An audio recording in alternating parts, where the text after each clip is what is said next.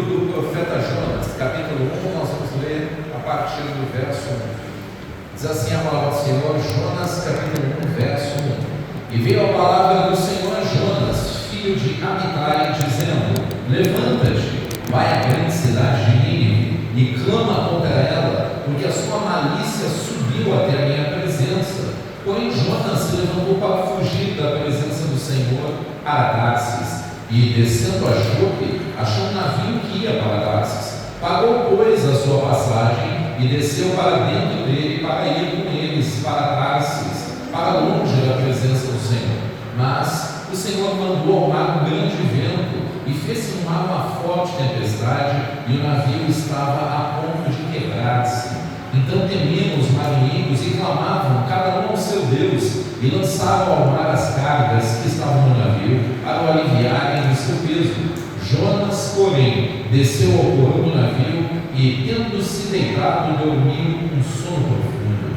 E o mestre do navio chegou-se a ele e disse-lhe: Que tens, dorminhoco? Levanta-te, clama ao teu Deus. Talvez assim esse Deus se lembre de nós, para que não pereçamos. E dizia cada um ao seu companheiro: Vinde e lancemos sortes, para que saibamos por que causa nos sobreveio este mal. E lançaram sortes, e a sorte caiu sobre Jonas. Então eles disseram: Declara-nos tu agora, por causa de quem nos sobreveio este mal, que ocupação é a tua? De onde vens? Qual é a tua terra? E de que povo és tu? E ele lhes disse: Eu sou hebreu, e temo ao Senhor, o Deus do céu, que fez o mar e a terra seca. Então estes homens se encheram de grande temor e disseram-lhe: Por que fizeste tu isto? Pois sabiam os homens que fugia da presença do Senhor, porque ele lhe tinha declarado. E disseram-lhe: Que faremos nós para que o mar se nos acalme? Porque o mar se ia tornando cada vez mais tempestuoso.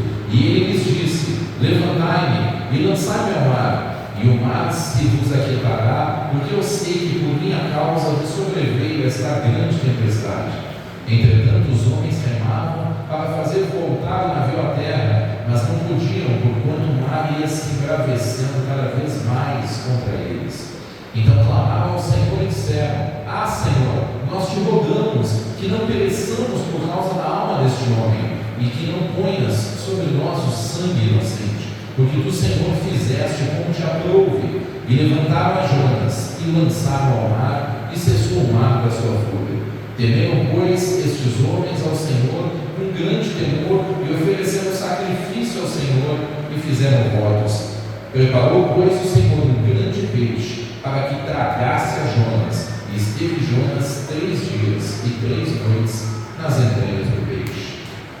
Este é o capítulo 1 do livro do profeta Jonas. O nome Jonas significa pomba, uma referência também ao Espírito Santo. O seu pai Amitai, o nome significa minha verdade, razão pela qual alguns teólogos dizem que o significado do nome de Jonas é o filho da verdade. Jonas está aqui vivendo então no período pré-exílico no reino do norte de Israel, no período do rei Jeroboão II, e ele é enviado por Deus ao local chamado Assíria, na cidade que possivelmente era a capital naquela época, a cidade de Nínive. Duas cidades importantes, Assur e Nínive. No período possivelmente na história secular relata que é o rei Assur-Danim III na Assíria. A ordem é ir, a ordem é denunciar o pecado, a ordem é clamar ao povo que se arrependa, para que possa, quem sabe, ser livrada a cidade da sua destruição. Indo então ao contexto, nós temos a palavra dizendo que veio a palavra de Deus ao profeta Jonas, e ele diz 3 coisas a Jonas: levanta-te, vai e clama. Levanta-te, vai contra aquela cidade e clama, porque o seu pecado, a sua maldade subiu até mim. É uma referência que significa que o nível da maldade estava muito alto e muito grave. O texto vai dizer: porém, Jonas levantou-se para fugir da presença do Senhor, como se fosse possível fugir de um Deus onisciente e onipresente. Ele pagou a sua passagem de leão e desceu para Jope na intenção de pegar um navio e ir para Tarsis. Algumas pessoas, quando decidem desobedecer a Deus, elas usam a expressão "vou pagar o preço", como se fosse pagar o preço para ser feliz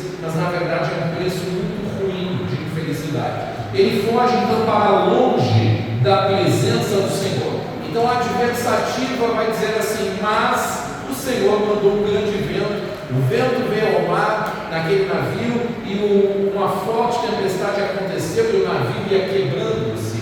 E as pessoas começaram a jogar a carga do navio no mar para tentar salvar as suas próprias vidas.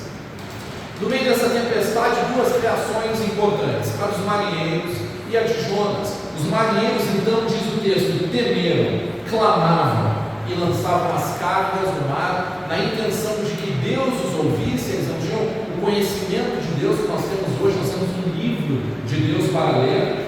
E Jonas, ao contrário disso, ele desceu ao porão, ele deitou e ele dormiu. A sensação que nós temos ao ver a vida de Jonas é que ele não está nem aí, tanto para a sua própria vida, quanto para a situação do navio, tanto para a situação das vidas que estavam perecendo. O mestre do navio, então, chega em Jonas e diz: por que tu dormes?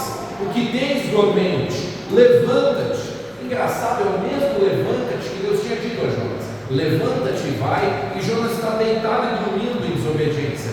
O homem do navio então diz: levanta-te, clama ao teu Deus, para que não pereçamos. A atitude daquele homem era muito mais sóbria que o profeta. Então eles vão lançar um tipo de sortilégio, como tinham os sacerdotes do tempo levítico. Eles tinham duas pedrinhas nas mãos chamadas Urim e Tumim, e eles lançavam sortes, e por meio daquilo o Senhor respondia ao sacerdote. Então, de alguma forma, aqueles homens ainda que não creem em Deus lançavam sortes, e a sorte caiu sobre Jonas, indicando que ele era o responsável pelo que estava acontecendo. Então agora estes homens falam a Jonas algumas perguntas que eu quero que a gente atende. Por causa de quem isso está acontecendo? Que ocupação é a tua? De onde tu vens? Qual é a tua terra? E de que povo és tu? Eles estavam procurando um nexo causal entre a tempestade e o Jonas, sobre quem caiu a sorte. Declara-nos tu agora. Então Jonas vai responder: eu sou hebreu, eu temo ao Senhor que fez a terra e esse mar bravio sobre o qual ele tem controle também. E as pessoas falam mais uma pergunta: por que então tu fizeste isso? Porque ele havia declarado, diz o texto, que estava fugindo da presença do Senhor. Então, por que, sabendo que o teu Deus é tão poderoso, ele consegue controlar até o mar, por que tu fizeste isso? E as pessoas remavam e não conseguiam vencer a tempestade e clamavam ao Senhor. Então veja que mesmo aquele homem fugindo da presença de Deus, o que acontece onde ele está vai levar as pessoas a clamar a Deus. Elas vão se arrepender dos seus pecados e vão conhecer o Senhor por meio da boca desse homem. Ele estava fugindo da presença do Senhor. É como se Jonas estivesse dizendo: eu prefiro morrer do que fazer o que Deus está me mandando. O contexto é que a cidade de Nínive eram inimigos do povo de Deus. Nas guerras eles eram os mais cruéis. Eles destruíam as cidades, eles matavam os homens, abusavam das mulheres, faziam maldades com crianças. O ódio que havia no profeta contra a cidade de Jonas fazia com que ele não quisesse ir até lá pregar, para não correr o risco daquelas pessoas se arrependerem e receberem o perdão. Jonas está dizendo então assim: lança-me no mar. O que nós faremos para cessar a tempestade, Jonas? Me joga no mar. É um homem que está preferindo morrer do que assistir Deus dar perdão aos seus inimigos. Ele está praticamente tentando suicídio por meio das mãos daquelas pessoas. Levantai-me, disse ele, e lancem-me no mar. E o texto vai dizer que eles levantaram, jogaram ele no mar, o mar cessou a sua fúria, eles temeram o Senhor, ofereceram sacrifício ao Senhor e fizeram um voto ao Senhor que eles nem conheciam. Eram idólatras de vários deuses. Olha como houve então arrependimento, houve conversão, houve transformação de vida, e aquele homem que era do povo de Deus continuou com o coração duro.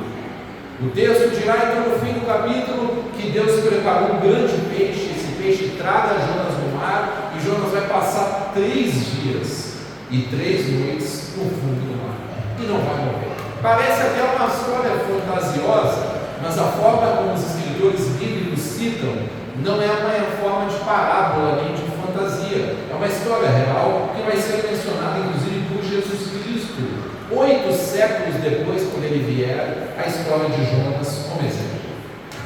No capítulo 2, então, Jonas está no fundo do mar, na boca do peixe. E Jonas vai clamar a Deus lá dentro. Quando Jesus se manifesta, ele vai dizer a uma geração adúltera que via pedindo um sinal, prova por um sinal que tu é o Messias. Ora, Jesus já tinha ressuscitado pessoas, curado leprosos, trazido de volta a vista a cegos e libertado de demônios várias pessoas, e aquela geração pede um sinal. E Jesus diz assim: uma geração adúltera pede um sinal, e nenhum sinal será dado além do profeta Jonas. Porque assim como Jonas ficou 3 dias no coração dos mares, o Filho do Homem, quando for morto, permanecerá 3 dias no centro, no coração da terra. Então esse momento de Jonas no coração da terra representa, entre aspas, Cristo, morto por 3 dias. E eu me lembro então do salmista, quando fala de Cristo de maneira profética, porque o que foi dito sobre Cristo é que ele não deixaria sua alma na morte. O apóstolo Pedro, em Atos, quando vai pregar sobre Cristo, ele diz que Cristo desce ao coração da terra, permanece 3 dias, porquanto não era possível fosse ele retido pela morte, pois ele é o autor da vida. Jesus disse: a minha vida ninguém tira, eu mesmo a dou e tenho poder para reavê-la. Então, quando Jonas narra o que acontece no capítulo 2, dentro do ventre do peixe, é uma referência possível ao que vai acontecer com Cristo no centro da terra. Ele vai falar do abismo, ele vai falar que a morte o cercou, ele vai falar que ele desceu ao fundamento da terra e a terra o cercou, e lá dentro do peixe ele lembra do Senhor, ele clama da sua misericórdia, e a sua voz, diz o profeta, chega até o seu santo templo, que é o que se acreditava que era a porta do céu de Jerusalém. Então de lá o Senhor ouve, e o peixe vai vomitar Jonas na praia novamente. Então Jonas vai dizer: os que esquecem da misericórdia de Deus e vivem de vaidades acabam deixando Deus de lado. Então ele recebe o perdão, a misericórdia do Senhor ali de volta, e ele vai ser vomitado de volta agora para a terra. Tendo sido vomitado, nós vamos para o capítulo 3, e no capítulo 3 vai dizer assim: veio novamente a palavra de Deus a Jonas, e o Senhor disse de novo: levanta-te, vai até a cidade de Nínive e prega contra ela o que eu estou te dizendo. Agora que Jonas então precisou de misericórdia, ele resolve compreender e vai até a cidade. A história diz que ele levantou-se e foi. Levava 3 dias de caminhada para percorrer a cidade de Nínive, que tinha 120.000 habitantes. Taguatinga tem 220.000 habitantes, mais ou menos, mas é uma cidade muito mais vertical do que horizontal. Então 3 dias levava caminhando para percorrer Nínive. Então o texto dirá que ele entrou o caminho de um dia e começou a pregar. Jesus também ele vai entrar em Jerusalém por 3 dias pregando, por 3 dias, sob ameaças de Herodes. E ele diz: importa caminhar hoje, amanhã e depois, para que não morra um profeta fora de Jerusalém. Então por 3 dias Jesus anuncia em Jerusalém, e ele será morto por causa da mensagem que anunciou. Jonas entra agora caminho de um dia lá, e ele começa a pregar. E o que acontece é que a pregação dele tinha só uma frase: em 40 dias Nínive será destruída, será subvertida. Talvez o tom de ódio do profeta foi com tanta convicção que as pessoas se assustaram e temeram. E o texto vai dizer que toda aquela cidade creu, proclamou um jejum e vestiu-se com pano de saco, uma roupa desconfortável que incomodava a pele, para que as pessoas não esquecessem por meio daquela roupa que eles estavam se humilhando, orando e buscando. E mais, o rei que estava lá em Nínive, possivelmente Assur-Danim III, levantou-se do trono como gesto de humilhação, tirou as vestes reais, colocou o veste de saco e sentou-se na cinza. A mesma atitude de Jó: pano de saco e cinza, rasgar as suas vestes em gesto de humilhação. O desconforto físico levava ele a clamar, em razão do seu desconforto da alma, pelo arrependimento sincero. E ele proclamou na cidade a todos os homens, animais, que ninguém ia comer nem beber. Ele fez de boa mente aquilo que Jonas fez de má vontade. Todos deveriam usar saco, fazer um forte clamor a Deus. Não era uma oraçãozinha meia boca assim. É um clamor forte a Deus, e que todos deveriam converter-se do seu mau caminho. A pregação de todos os profetas na Bíblia, de Jesus, de todos os apóstolos, é que arrependam-se dos seus pecados, pois é o pecado que faz separação entre o homem e Deus. A música e o texto que o evangelista Marcos falou: quem nos separará do amor de Cristo? Será tribulação, angústia, perseguição, fome, nudez, perigo ou espada? Porque eu estou bem certo de que nem morte, nem vida, nem anjos, nem principados, nem coisas do presente, nem do porvir, nem poderes, nem alturas, nem profundidades, nem qualquer outra criatura poderá nos separar do amor de Deus que está em Cristo Jesus nosso Senhor. Todavia, outro texto junto com esse dirá: mas o pecado faz separação entre o homem e Deus. Então, Deus, amando este povo que está separado, vai lá e envia o profeta e a nação inteira se converte. O rei vai dizer assim: quem sabe Deus mudará, se arrependerá e se apartará da sua ira, para que não pereçamos. E o versículo do capítulo 3 dirá: e Deus viu as obras deles, como se converteram do seu mau caminho, e Deus se arrependeu, entre aspas, do mal que tinha anunciado que eles fariam. De fato, nos profetas está escrito: se eu disser ao ímpio, certamente morrerás, e ele se arrepender do seu mal, eu me arrependerei do mal que tinha dito que ele faria. Arrepender-se não como nós que pecamos, mas virarei o curso da direção por causa disso. Igualmente, se eu disser ao justo, certamente viverás, e ele, fiado nisso, jogar-se no pecado, eu me arrependerei de todo o bem que tinha dito que ele faria, e não farei conta das suas boas obras de justiça até então praticadas. Então o livro vai terminar no capítulo 4, onde Jonas começa a reclamar com Deus. Deus disse: ah, Senhor, é por isso que eu fugi para Tarsis. Eu sabia que o Senhor é compassivo, misericordioso, grande em benignidade, bondade, longânimo, e o Senhor se aparta do mal. Por isso eu não queria. E Jonas começa a dizer: é melhor o Senhor me matar, é melhor tirar da minha vida. Aí eu me lembro dos intercessores, profetas como Moisés, como Paulo. Quando Moisés está vendo que toda a nação de Israel ia perecer, Moisés diz: risca o meu nome, Senhor, do livro da tua vida, mas não mata esse povo. Ele preferiu perder a sua vida com Deus, a sua salvação, intercedendo por aquele povo. O apóstolo Paulo disse: eu mesmo preferia ser anátema, ou maldito, ou afastado da comunhão, significando a palavra, de Cristo, por causa dos da minha nação. Ou seja, eu perderia minha salvação para que todos fossem salvos. É isso que ele está dizendo. Cristo é aquele que vem como intercessor, ele morre por pessoas. Mas o profeta Jonas, por algum motivo, ele não quer a salvação dessas pessoas. O ódio, a amargura tinha consumido a vida dele. É interessante como é possível que as pessoas queiram misericórdia para si, não para os outros, não é mesmo? Então o Senhor vai dizer assim: é razoável essa sua ira? Faze bem que te ires. Você não acha que eu deveria ter misericórdia dessas pessoas?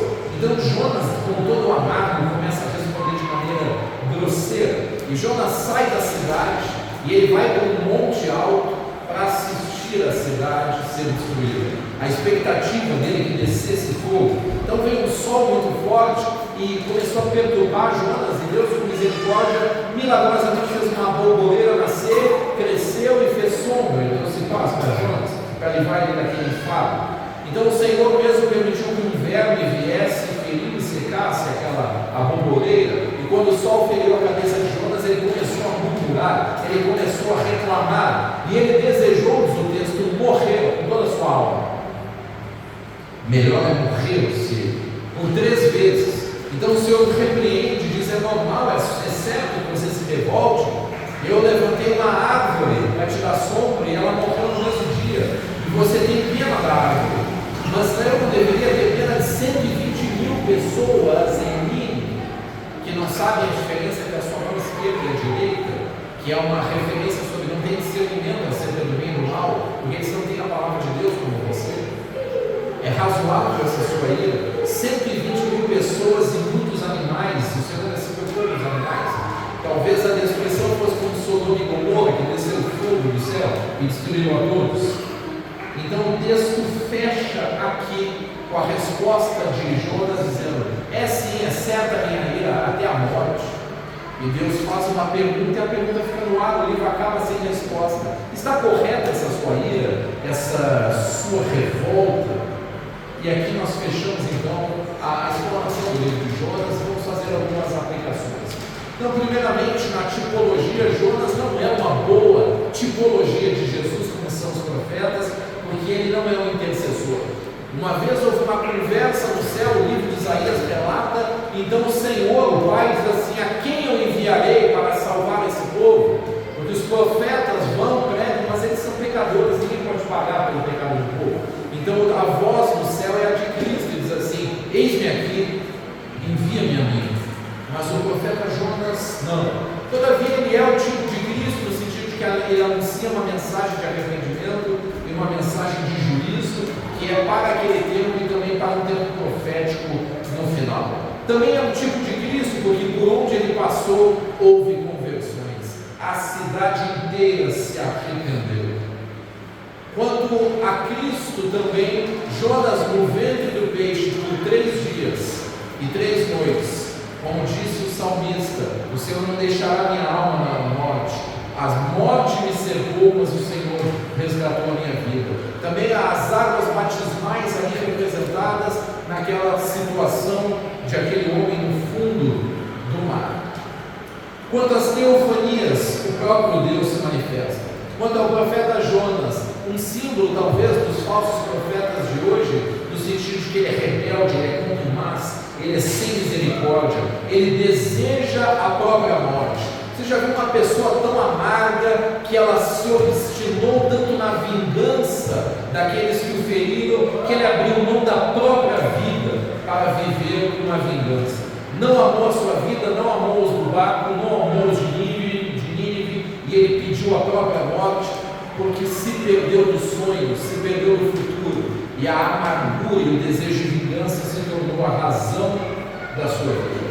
Escatologicamente, a aplicação é sobre os dias de juízo, onde Deus conclama aos ímpios que se convertam e aos eleitos que se mantenham posicionados.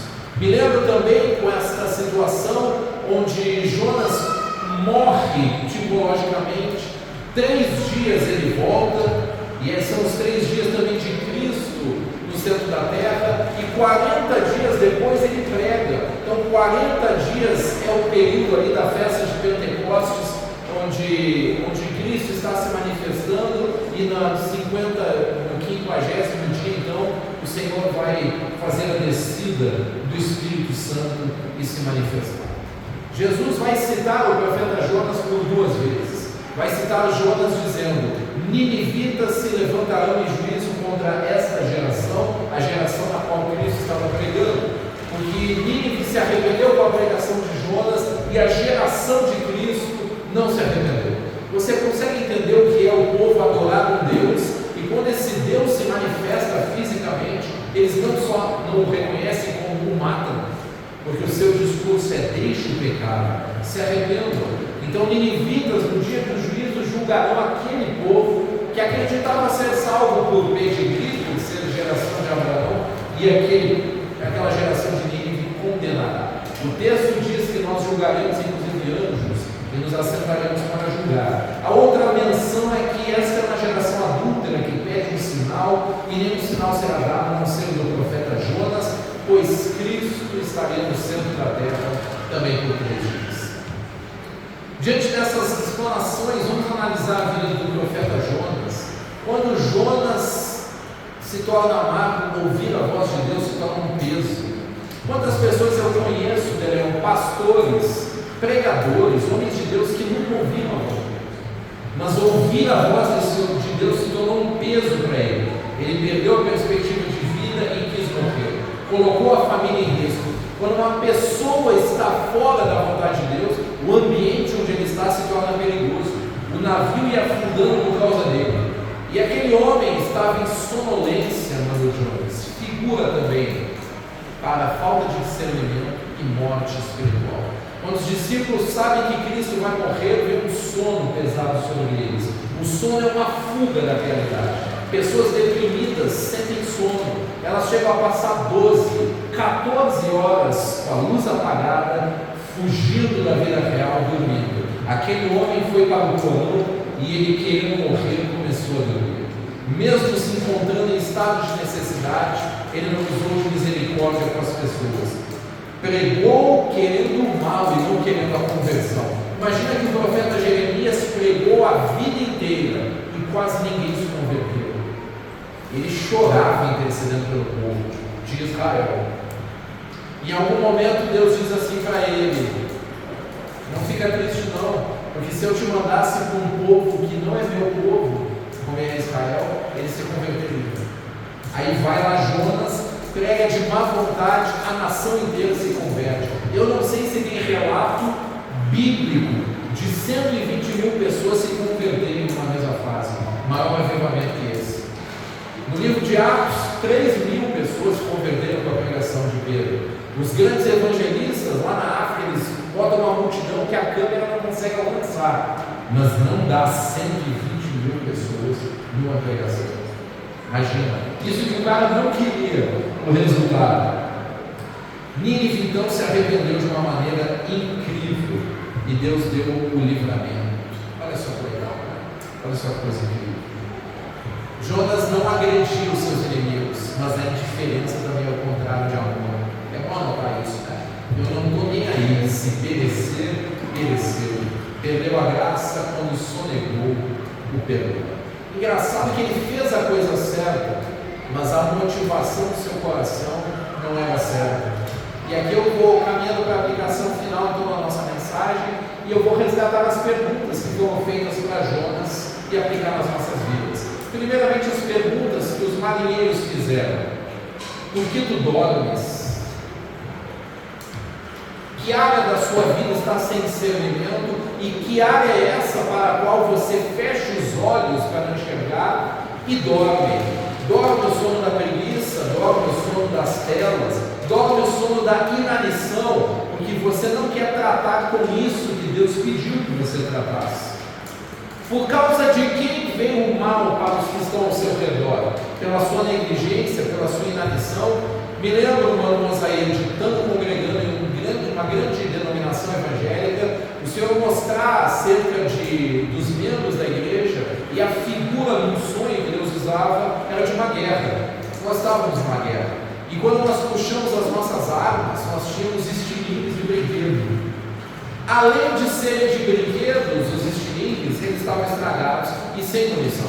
E eu, indignado com a situação, fui até o general da guerra, num grande castelo no sonho. Quando eu entrava nos umbrais, eu fui nos aposentos do líder. Ele estava deitado dormindo numa maca, como que enfermo e sonolento. Ele não tomava conhecimento da guerra iminente que estava vindo, e os poucos membros da sua congregação não estavam preparados para aquela guerra. A sonolência também é a falta de discernimento.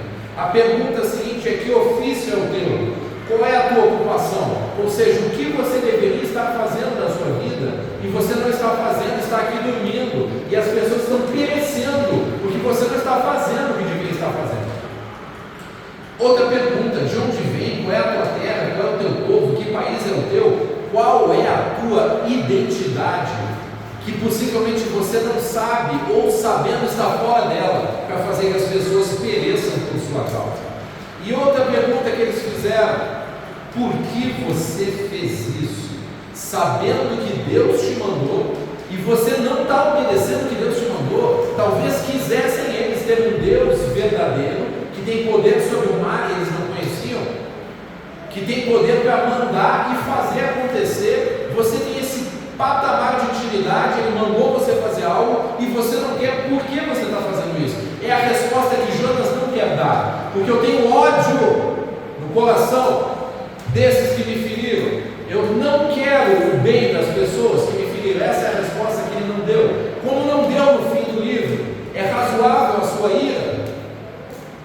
Não respondeu. Mais uma pergunta os marinheiros fizeram, que foi a seguinte: o que nós devemos fazer para que cesse esse mal? O que a gente tem que fazer contigo? Talvez as pessoas que convivam com os amargos digam: o que eu tenho que fazer contigo para que eu tenha paz? Será que eu tenho que tirar você da minha vida e jogar você para fora do barco para que eu tenha paz? Para que o mal pare de habitar no nosso meio? Porque a tua desobediência está degradando a saúde de quem convive com você. você? Será que é isso o que eu devo fazer? E o suicida amargo disse: é isso mesmo, me joga lá no mar. Não tinha nem a coragem de tirar a própria vida, porque ele sabe o fim de quem tira a própria vida. Porque dormes. O texto bíblico que fala de novo nascimento, ele vai dizer: desperta, ó tu que dormes, olha para Cristo, te levanta de dentre os mortos, o mesmo te levanta, e Cristo te iluminará. O texto vai dizer então que Deus faz perguntas também no fim para Jonas. Vamos para essas perguntas que Deus fez para Jonas. É justo que tu te ires dessa forma? A resposta do amargo é justo sim. Olha a cara de pau de gente falar com Deus. Já viu como pessoas amargas são agressivas? Elas são irritadinhas. Deus questiona por que ele está irritado nesse ponto. E Jonas diz: é justo, está correto sim. Então a história da borboleira termina com outra pergunta: não deveria eu ter compaixão de Nínive, aquela grande cidade, onde há mais de 120.000 pessoas que não sabem distinguir entre a mão direita e a esquerda, e também de muitos animais? A interrogativa termina o livro. Ele não quis responder. Não deveria eu ter misericórdia? Eu querer salvar? Ora, o texto de Jonas é Deus tentando salvar Nínive e Jonas. O texto inteiro da loucura. Nós costumamos escolher um lado na nossa imaturidade, quando, por exemplo, um casal de amigos separa o namoro, o noivado ou o casamento, e a expectativa é que a gente escolha um dos lados. Nós não devemos escolher lado, principalmente nós que estamos na posição de ministro do Senhor. Eu trato a que foi traída e o traidor, para trazer todos para a presença de Deus. Eu trato o que falou mal e o que foi alvo de engano. Eu tento trazer todos para a presença de Deus quando eu sou ministro de Deus na vida das pessoas. Mas as pessoas não conseguem compreender, elas querem que a gente escolha um lado. Por vezes, o traidor das relações, eu não estou falando de ninguém aqui, é claro, o traidor das relações é sempre você cuidado. E parece que eu fiquei do lado e concordando, né, com a coisa errada. É claro que não. Ao passo que a que foi traída e vítima resolveu se afastar e não sofrer cuidado. Então pode parecer uma cena que a gente escolheu quem estava errado, não é nada disso. Então veja Deus salvando Nínive e Deus salvando Jonas também da sua loucura. Por vezes, quando você é ferido, a pessoa que te feriu se arrependeu, se humilhou e está lidando com consequências que ficam, mas quanto à vida com Deus, ela está perdoada em paz. Ao passo que aquele que não errou gravemente, cheio de justiça própria, não consegue perdoar e não está em paz com Deus. Consegue ver como parece loucura a justiça de Deus nessa situação? 120.000 pessoas, geralmente na época se contam apenas os homens. Então, pondo mulheres e crianças, você tem talvez perto de 800.000 pessoas aqui. Uma cidade inteira destruída por falta de amor, de misericórdia, de perdão. E mais do que a destruição da vida natural, pessoas que vão perecer sem arrependimento e sem Deus. Vão descer. Relacionamentos destruídos, convívio agressivo e vingança. Essa é a realidade de um homem amargo. Afastamento emocional e de Deus. Ira, como resultado de uma vida mental ruim, maus hábitos. Veja a autogratificação na vida de Jonas. Os irritadinhos geralmente têm autogratificação. Vem a borboleira, ele relaxa e fica de boa. Sai a sombra e a água fresca, ele quer morrer. Uma hora ele está curtindo, outra hora ele quer morrer. Então veja a vida de um amargo, como é que funciona.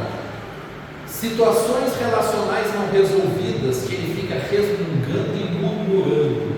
Essa é a vida de Jonas. Sai morte pela sua boca o tempo inteiro. Ele compensa esses mal-estares com autogratificação, na borboleira representada. Mas é excesso de compra, é compensação com drogas, com substâncias, com festas, com sexo, com pornografia, com autogratificação. Esse tipo de gente, quando tem dinheiro, joga fora, quando tem tempo é entretenimento, quando tem energia sexual, não sabe lidar com isso. Autogratificação, só faz o que gosta e tem muitos prazeres. Pessoas que só fazem o que gostam vivem de prazeres e autogratificação. Quando qualquer coisinha dá errado, elas ficam iradas, irritadas. O seu rendimento para o autossacrifício é baixo.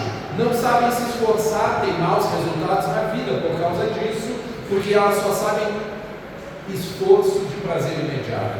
O esforço de longo prazo gera angústia, decepção e tristeza. Elas assistem os disciplinados que perdoam passar e conquistar, enquanto elas vão ficando para trás, resmungando e murmurando e falando mal, e achando que o passado serve de desculpa para cada péssimo resultado na sua vida, como um disco arranhado que nunca para de tocar na sua cabeça. Ele remoe o mal que os ninivitas fizeram e não sai daquele disco, até que a sua vida gravita em torno daquilo e ele está vertido para o seu umbigo e não consegue mais olhar para os sonhos do futuro. Ele quer morrer porque a sua vida não contempla o futuro. O futuro requer esforço, o futuro requer deixar os retrovisores da alma, parar de olhar para as dores do passado, para conseguir de fato estar no presente.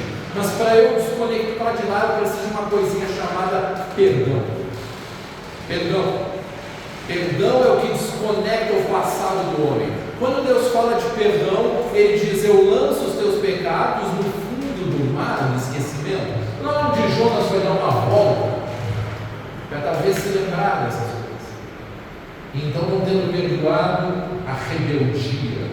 As pessoas que não sabem lidar com as feridas da família vivem em pecado de rebeldia, porque os pais, a figura de autoridade, foi vista como alguém de amor imperfeito. Então a informação que fica é: se não me ama, eu não devo obediência. Então essas pessoas vivem em desobediências, boicotando a si mesmas, dizendo: eu quebro a cara, mas eu não me submeto. Olha, mesmo que dê errado para mim, eu não me submeto. Eles vão pagar, eu não. Misericórdia para mim, juízo para os outros. Estranho, né? Ele prega sem querer que as pessoas sejam salvas e elas se convertem. Os falsos profetas pregam e as pessoas não se convertem, mas elas vêm, porque ele não diz a verdade. Jonas não queria dizer a verdade para que não se arrependesse. O falso profeta não diz: arrependam-se, porque a cidade será destruída e o mal lá no final da vida é iminente contra você. Eles não dizem isso. Enchem os lugares e as pessoas não se arrependem, mas o padrão de sucesso se manifesta na vida deles. Coisas estranhas, né? E aqui nós fechamos então a nossa mensagem, fazendo uma aplicação final sobre essas perguntas que foram feitas.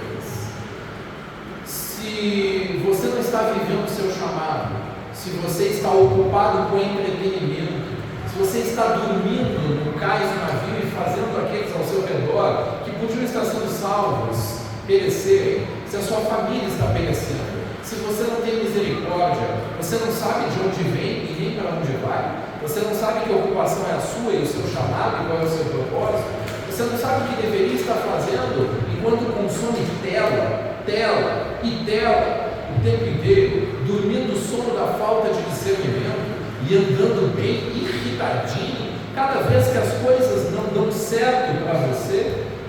Você não sabe que Deus deseja ter misericórdia da sua família, daqueles que te magoaram e daqueles que estão ao seu redor precisando de uma palavra, e que possivelmente é uma honra para você ir até as pessoas e fazer a diferença.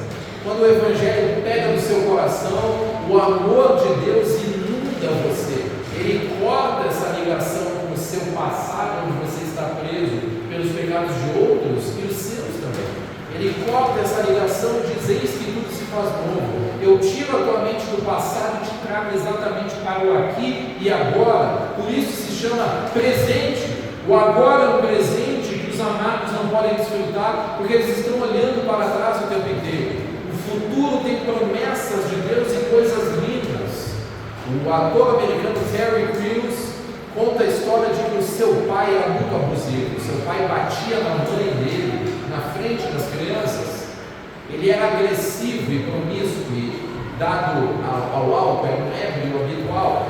E o Terry Crews disse: quando eu crescer, eu vou matar ele. Quando ele cresceu, e cresceu muito, é o pai do Crews, né, do filme aqui, o cara muito forte, ele bateu no pai dele. E ele disse: quer saber, cara, não valeu a pena, não tirou a angústia, não me fez bem. Então Terry Crews, numa entrevista, nos dá uma lição sobre isso. Ele diz: você não vai ter sucesso e vingança, ou você terá sucesso ou terá vingança. Disse isso e todos entenderam. Aí eu vou tentar explicar. Quem está querendo vingança tem os olhos no passado, não pode estar no presente. A sua vida toda é consumida para causar vingança privada, que ele acha que é justiça, contra as pessoas que o feriram. A energia gasta para isso consome tudo. Pessoas amargas têm tantos pensamentos constantes que isso drena a energia do corpo. Elas vivem abatidas, exaustas, cansadas de tanto pensar e de tanto lutar dentro da sua cabeça, no disco arranhado onde sempre revive a situação da sua guerra. Como o povo no deserto dava voltas num caminho que era 11 dias para chegar na terra prometida, mas dava voltas assim, gravitando no passado do Egito, que eles tinham saudade, não conseguiam olhar o futuro. A vida de um amado gravita e não chega. Por que, Mosaías, o povo não entra na terra prometida? Os mesmos pecados de Jonas: murmuração, idolatria, imoralidade sexual, rebeldia. A rebeldia de não perdoar a família e não se submeter ao líder gera idolatria, que é compensada com imoralidade sexual.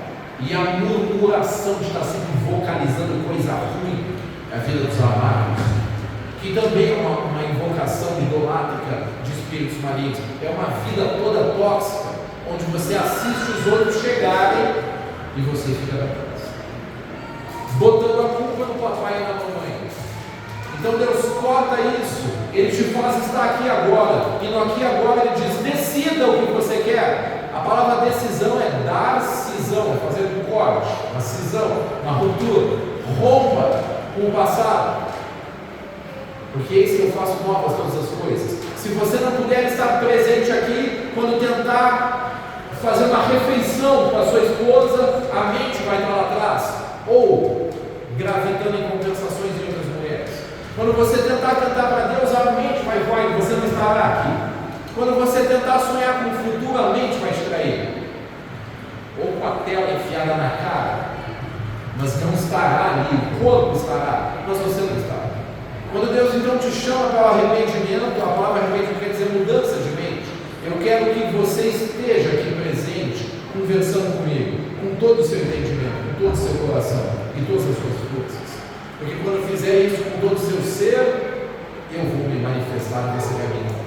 O passado então prende o seu coração para que o seu coração não esteja. O pecado rouba o seu coração. Você está presente na reunião, mas o coração não está. A mente está gravitando em outras coisas. Mas quando você junta a mente, a emoção entrega ao Senhor, você está quebrantado, como se quebrantou o povo de Nínive, e o corpo dado em santidade, como explicar em Romanos 12. Então todo o seu ser está lá. Alguma coisa de Deus vai acontecer. Uma manifestação de Deus vai acontecer, e você vai ter um encontro que mudará a sua vida, a sua história.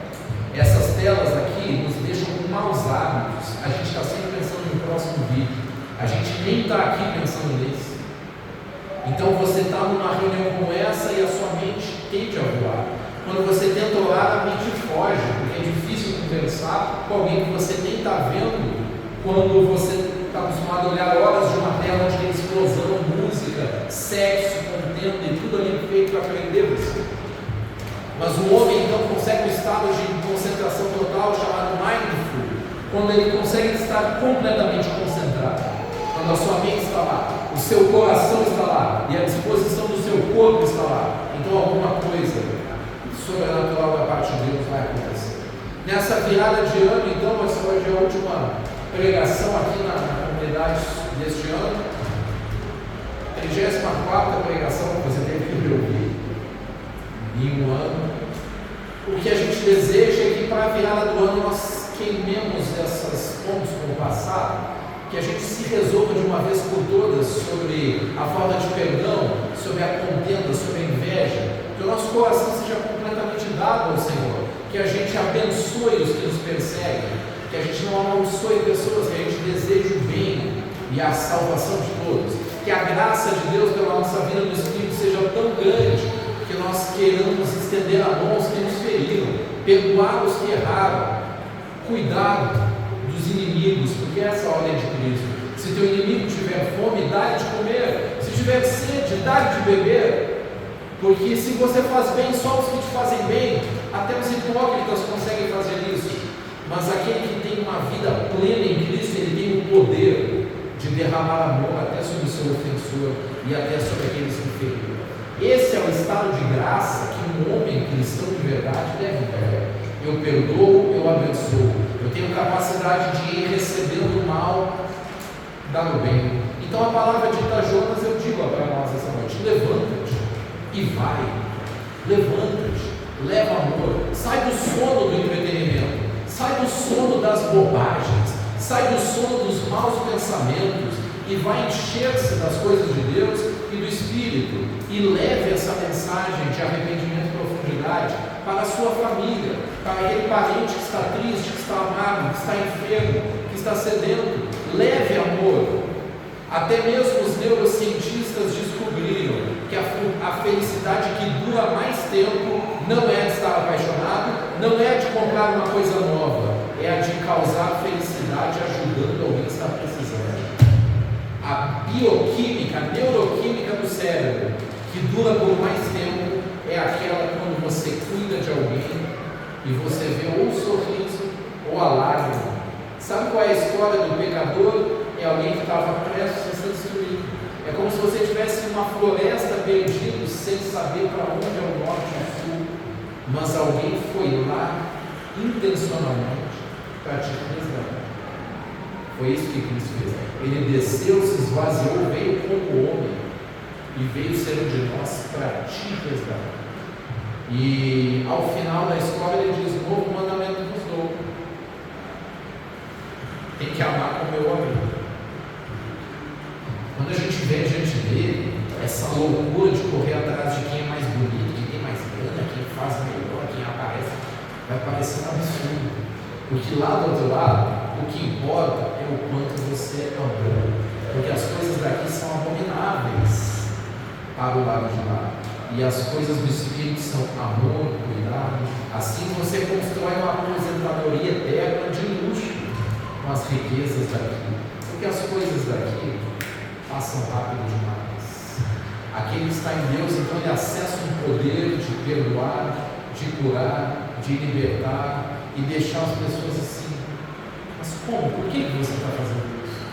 Por que você está ajudando? Que as perguntas sejam essas. Por que você está me socorrendo sendo que eu te fiz mal? Por que você está cuidando de mim sendo que eu te ofendi? É porque o poder de determinar o que eu faço não está nas tuas mãos. Se você me ofende ou te dá ofensa, você está no controle.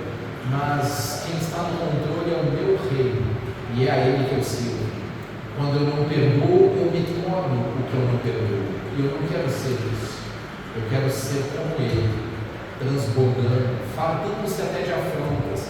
Mas quanto mais afrontas, mais graça. Pelo que Paulo diz: tenho prazer nas aflições, porque quando eu estou em Cristo, elas produzem intimidade, graça, unção, vida interior, paz, sucesso verdadeiro, que é perene e que não passa.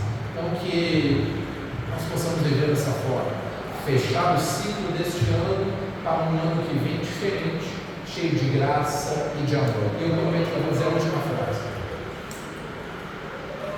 Eu não sou fonte desse nível de amor, eu não posso gerar este nível de amor. Eu preciso ter uma vida que acessa a fonte para transbordar. Eu sou como um caneco, eu chego na fonte, eu me encho, eu derramo, daqui a pouco eu estou com sede de novo. Eu preciso de uma vida tal que acesse essa fonte, que transborde de graça. Já pensou, meu irmão, se o tempo inteiro você fosse do jeito que você é quando Deus te pega aqui no louvor? Ou quando Deus te pegou aquele dia na palavra? Já pensou, não, Max, aquele estado de graça constante, quando você chora abraçando os mendigos lá na rua? Se esse fosse o nosso estado total, já pensou, mano, dele, um nível de gratidão e ousadia em Deus constante, como quando você brada no meio do louvor lá, porque eu sei que Deus te pegou lá e a gente vê você bradando? Já pensou o nível de graça derramando sobre as pessoas do mesmo jeito quando você olha para a TV e vê a importância de um ser humano, e a gente conseguir se amar todos do jeito que você ama a sua própria filha? Então esse é o estado de graça daqueles que são cheios do Espírito. É um nível de felicidade que, assim, pouco importa se o tênis é novo ou não, se o carro está tão limpo ou não, entende? É uma plenitude que os bens não deixam você alcançar. Você compra e daqui a pouco acostumou, é mais uma coisa acumulada. Aí você vence o outro, tal, aí olha o outro de cima para baixo. Mas o legal mesmo é estar ao lado. O legal mesmo é chamar a pessoa e dizer: vem cá. E aí você vê aquele sorriso e aquela cara surpresa que diz assim: alguém se importa comigo? Deus se importa. Se ele estivesse vivo, ele iria. Mas agora os pés e as mãos que ele tem são seus. Então levanta-te, sai do sono e vai. Eu prometi que a última frase não parei, ainda vou ficar de pé. Vamos ficar de pé. Que Deus possa encher a sua vida em 2026 dessa graça. Só que isso tem que ser deliberado, isso tem que ser planejado.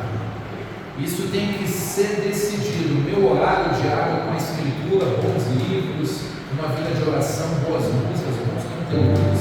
Filmes sim, mas filmes inspiradores. A gente deve ler a Bíblia contra nós, sabia? Quando eu leio a Bíblia, eu tenho que pensar: eu sou Jesus, né? Eu sou o profeta obediente, mas a gente tem que ler contra nós. Né? Possivelmente eu sou o cara lá de Nínive, que faz tudo errado. Né? Aí eu pedi para eu colocar essa canção especial para a gente encerrar o culto com essa oração. Em qual dessas situações você está? Feche seus olhos. Você é como o povo de Nínive que precisa de socorro e nem sabe. Você está jogado no pecado e nunca parou para pensar que você precisa resolver a sua eternidade com Deus? Ou você é o profeta que Deus chamou e você tem muitos motivos para não fazer o que Ele mandou?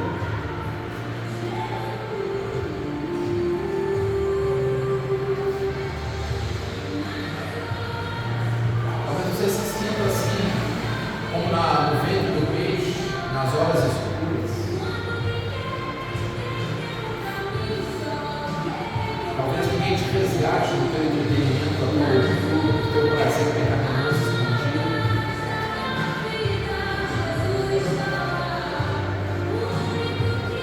Faça a sua oração. Qual é a vida que você quer ter em 2026?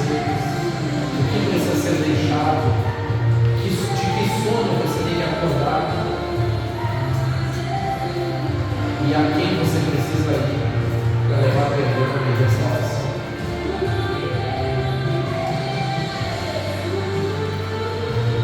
O Espírito Santo está trabalhando na sua mente, está vindo na sua mente as coisas que tem que deixar. A virada de um ano é uma boa oportunidade para nós fazermos isso. Um recomeço, uma transição.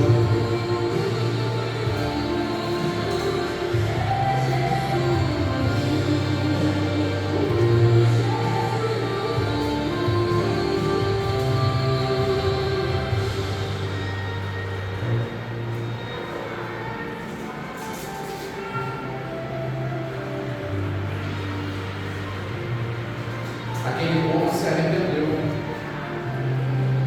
Eles oraram, jejuaram, resolveram obedecer e fizeram uma aliança com Deus de não repetir aquelas coisas.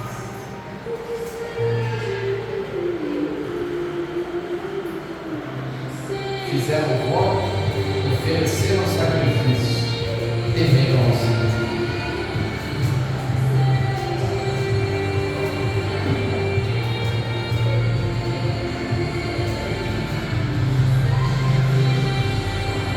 Pai, Senhor, muito obrigado por esta noite.